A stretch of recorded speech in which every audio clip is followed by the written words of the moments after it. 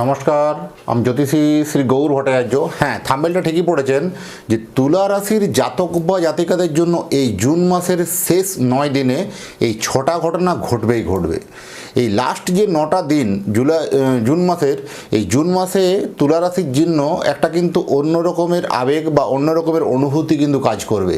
কি কি সে ঘটনাগুলো জানতে হলে ভিডিও শেষ পর্যন্ত মনোযোগ সহকারে শুনতে হবে। আর আপনি কোথা থেকে ভিডিওটা শুনছেন বা দেখছেন অবশ্যই কমেন্ট বক্সে আপনার এলাকার নামটা একটু লিখে দিয়ে যান, তাহলে বুঝতে পারবো কোথায় কোথায় আমার ভিডিও পৌঁছাচ্ছে। আর আমি জ্যোতিষী শ্রী গৌর ভট্টাচার্য, আমার চেম্বার হলো সারা ভারতবর্ষে একটাই চেম্বার। অন্যান্যদের মতো বিভিন্ন পাড়ায় পাড়ায় চেম্বার, বিভিন্ন হোটেলে চেম্বার, বিভিন্ন শহরে চেম্বার আমার নেই। প্রতিদিন আমি একই জায়গায় বসি, সকাল 8টা থেকে রাত্রি 8টা। যে কোনো দিনে আসতে পারেন। প্রতাপবাগান 6 নম্বর সরণি, বাঁকুড়া। অবশ্যই আগে দেখুন, আগে উপরে নাম্বার দেখা যাচ্ছে, আগে নাম লিখিয়ে বুকিং করে অবশ্যই আসবেন। আর যারা একান্তই আসতে পারছেন না, অনেক দূরে থাকেন, যাদের পক্ষে আসা সম্ভব নয়, তারা অনলাইন দেখাতে পারবেন। অনলাইন দেখাতে হলে কী করতে হবে? আপনার নাম, জন্ম তারিখ, জন্ম সময়, জন্মস্থান, এই তথ্যগুলো পাঠিয়ে দিন। পৃথিবীর মানচিত্রে আপনি যে কোনো জায়গায় থাকুন না কেন, সেখান থেকে বসে আপনি আপনার জন্মকুণ্ডলী নিয়ে আমার সাথে আপনি কনসালটেন্সি করতে পারবেন সরাসরি ফোনের মাধ্যমে। জন্ম তারিখ বা জন্ম সময় কোনোভাবে যদি সঠিক জানা না থাকে, দুটো হাতের ছবি তুলে পাঠান, হস্তরেখার উপর বিচার করে আমরা প্রেডিকশান করতে পারবো বা বলতে পারবো। জ্যোতিষ মানেই কোনো 1 মিনিটের জাদু বা 1 মিনিটের ম্যাজিক কিছু নয়। আপনি যে সময় জন্মগ্রহণ করেছিলেন সেই সময়কার আকাশের গ্রহ নক্ষত্রের স্থিতি দেখেই আপনার রুট ম্যাপ বা জীবনের জন্মকুণ্ডলী বৃত্তান্ত সমস্ত কিছু তথ্য জানানো হবে। এবার আমার কাছে দেখাতে হলে একটা কথা মাথায় রাখতেই হবে যে নিজের সমস্যার কথা, নিজের প্রবলেমের কথাগুলো নিজে থেকে বলবেন না, বলবো আমি, পথ দেখাবো আমি। প্রত্যেকটা ভিডিও দেখবেন এই কথাটা আমি বলি, কারণ নতুনদের জন্য আমাকে বারবার বলতে হয়। অনেকে রিপিটেড লেখেন যে আপনি বারবার কেন বলেন। তো নতুন যারা দর্শক যারা আসছেন তাদের জন্য আমাকে বারবার রিপিটেড বলতেই হয় কথাটা।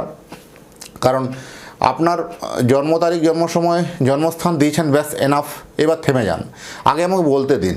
আপনার আগে বলবো প্রথম অতীত জীবনের কথা আগে বলবো, তারপরে বলবো বর্তমান জীবনের কথা, তারপরে আসবো ভবিষ্যৎবাণী। এই অতীতের কথাগুলো বর্তমানের কথাগুলো যখন মিলে যাবে, তখন যেমনি ভবিষ্যৎবাণীর কথাগুলো মেনে চলবেন বা ইনস্ট্রাকশনগুলো ফলো করবেন। এইভাবেই প্রেডিকশান করতে ভালোবাসি।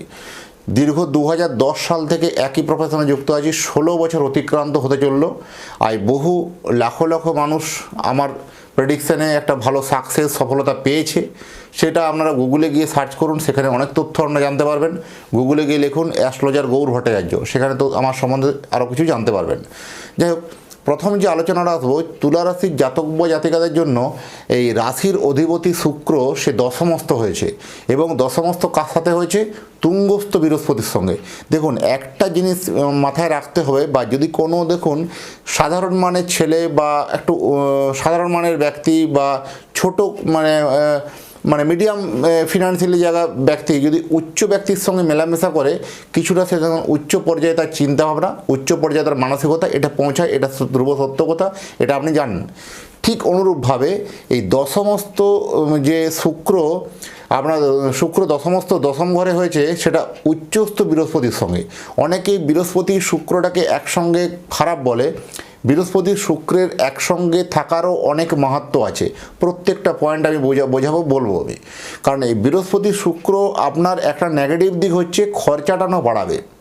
আরে খরচাটা বাড়াবে যখন তো আপনি আর্ন করতে পারবেন, তখন তো খরচা বাড়াবে।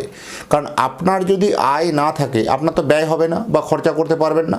তাহলে আজকের ডেটে আপনার আয়ও যেমন বাড়বে, তুঙ্গস্থ বৃহস্পতি দশম স্থানে আপনাকে আয় উন্নতির জায়গা, জীবন জীবিকার জায়গাটা ভালো পরিবর্তন আপনার এনেছে এবং অলরেডি চলছে। হঠাৎ করে সে কর্মক্ষেত্রে একটা ভালো সুখবর মিলতে পারে। হঠাৎ করে কর্মক্ষেত্রে একটা মান, যশ, নেম, ফেম মিলতে পারে।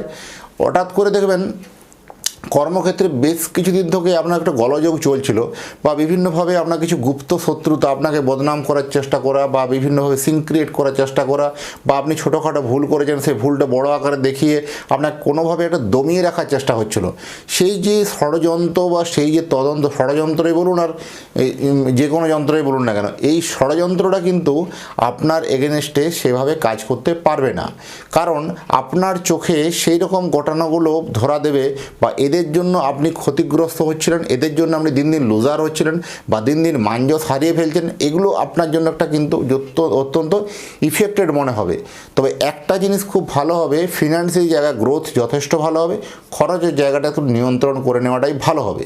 কারণ এখানে আমি একটা পরামর্শ দেবো যে অপ্রয়োজনীয় জিনিস বেশি কিনতে থাকবেন না, কারণ অপ্রয়োজনীয় জিনিস যদি বেশি কিনতে থাকেন এমনই একটা দিন আসবে সেদিনে আপনাকে প্রয়োজনীয় জিনিসগুলো বিক্রি করতে হবে। তাই অপ্রয়োজনীয় জিনিস কেনা থেকে বিরত থাকুন, যেটা না কিনলেই নয় না করলেই নয় সেটুকুনো খরচ করে সীমাবদ্ধ থাকুন। এই 9টা দিনের মধ্যে একটুকু সংযত হওয়াটা অত্যন্ত গুরুত্বপূর্ণ আছে।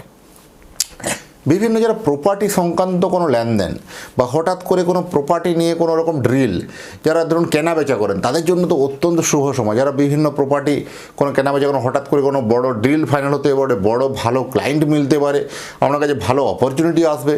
যারা বিভিন্ন সিভিল কনস্ট্রাকশনে যারা ব্যবসা করেন বা যারা ইমারতি দ্রব্যের ব্যবসা করেন, যারা এক্সপোর্ট ইম্পোর্টের ব্যবসা করেন, যারা কোনো অর্ডার সাপ্লাইয়ের ব্যবসা করেন, যারা মেডিসিন রিলেটেড ব্যবসা করেন, ওষুধের ইকুইপমেন্ট যারা ব্যবসা করেন, যারা ওষুধ তৈরি করা বা ওষুধ করে ম্যানুফ্যাকচারিং করা বা কোনো ওষুধের সাপ্লাই করা, বা যারা যে বিভিন্ন health oriented product, anything health oriented product যে কোনো কিছু থাকতে পারে, সেই সব প্রোডাক্টগুলোর যারা বিভিন্ন রকম রিটেল হতে পারে বা হোলসেল হতে পারে, তো সেখানে সেই সব ব্যবসার মধ্যে হঠাৎ করে দেখবেন একটা সাফল্য, হঠাৎ করে দেখবেন একটা আপনার কিন্তু যথেষ্ট একটা সাকসেসের জায়গা কিন্তু দেখতে পাবেন। আগের থেকে ব্যবসাটা অনেক ইমপ্রুভমেন্ট হয়েছে। যারা বিদেশে গিয়ে কর্ম করছেন, যারা এক দেশ থেকে অন্য দেশে গিয়ে রুজির টানে বিভিন্ন রকম একটা জেদ বা মনোবাসনা নিয়ে আপনারা আছেন, কোথাও দেখবেন আপনার মনের মধ্যে একটা অসন্তুষ্টি, বা কোথাও দেখবেন আপনার মনের মধ্যে আপনি যে এম বা যে অ্যাম্বিশন নিয়ে এসেছিলেন সেটা কিন্তু আপনার সাকসেস হচ্ছে না, আপনি সেই পথে ও সেই ওয়েতে যেতে পারছেন না। কোথাও আপনাকে একটা বারবার অবস্ট্রাকশন, বারবার বাধা এসে কর্মের জায়গাতে একটা প্রশ্নচিহ্নের মুখে পড়তে হচ্ছে। এখানে বলবো জন্মকুণ্ডলীটাকে একটু বিচার বিশ্লেষণ করেই আপনাকে সিদ্ধান্ত নিতে হবে যে আপনার আগামী দিনের রুট ম্যাপ কী হওয়া উচিত বা আগামী দিনে আপনার কোন পথে যেতে পারবে। আর বিদেশের মাটিতে বসেও যারা আমার প্রেডিকশন নিতে চাইছেন তারা উপরে হোয়াটসঅ্যাপ নাম্বার আছে, সেখানে যোগাযোগ করুন। নিশ্চয়ই আপনারা সেখানে আপনারা একটা পরামর্শ কিন্তু সুপরামর্শ পাবেন আপনারা।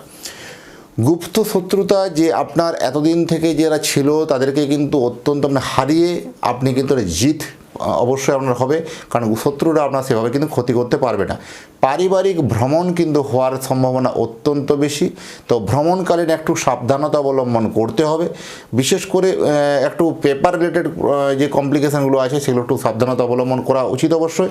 সন্তান থেকে আপনার ভালো খবর মিলবে। যারা নতুন করে কোনো সন্তান কনসেপ্ট করতে চলেছেন তাদের জন্য ভালো খবর, যাদের সন্তান অলরেডি আছে তাদের সন্তান নিয়ে চাকরির চেষ্টা করছে তাদের জন্য ভালো খবর। সন্তান থেকে আলটিমেট ভালো খবর মিলবে। হঠাৎ করে কর্মসংস্থান, যারা নতুন কোনো চাকরি বা কাজের জন্য চেষ্টা করছেন, হঠাৎ করে একটা গ্রিন সিগন্যাল মিলতে পারে, আপনার জন্য একটা ভালো খবর মিলতে পারে। কর্মক্ষেত্রের জায়গাতে একটা কিন্তু ভালো হতাশাটা আপনার কিন্তু কাটবে। এতদিন থেকে হতাশা হয়ে মন মানসিকতার জায়গায় ভরে গেছিলেন বা নিচের দিকে নেমে গেছিল, ডাউন হয়ে গেছিলো, সেটা কিন্তু ইমপ্রুভমেন্ট যথেষ্ট হবে। আর আপনি যদি আপনার সন্তানের জন্য একটা জন্মকুণ্ডলী বানাতে চান তাহলে আপনার সন্তানের নাম, জন্ম তারিখ, জন্ম সময়, জন্মস্থান এই তথ্যগুলো পাঠিয়ে দিন। পৃথিবীর মানচিত্রে যে কোনো জায়গায় থাকুন না কেন সন্তানের জন্য কুষ্টি বানিয়ে কুষ্টি বিচার করে ডিটেলস আপনার অ্যাড্রেসে বাই পোস্ট তারা পৌঁছে দিয়ে আসবো। যাই হোক, এতক্ষণ ধরে অধীর আগ্রহে যারা ভিডিওটা দেখছেন বা শুনছেন তাদের এবং তাদের পরিবারের প্রতি মঙ্গল কামনা করে আজকের ভিডিওটাকে এখানে শেষ করছি। নমস্কার।